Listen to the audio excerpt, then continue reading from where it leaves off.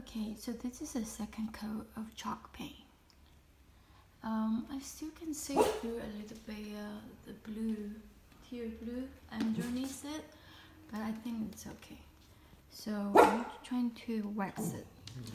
I bought this on Amazon, and this is the brand Renaissance I was using for chalk paint my kitchen, and but I'm going to use this with wax. It's not, even though it's different brand. I think it should be okay because I don't want to buy so many waxes. So this is clear. What I'm gonna do is I'm just gonna apply clear coat first, then I'm gonna try dark coat. So this is my first time doing it, so I'm not guaranteed this will be successful. And this is the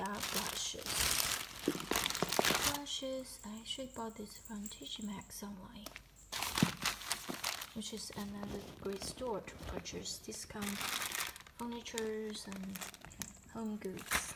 Alright.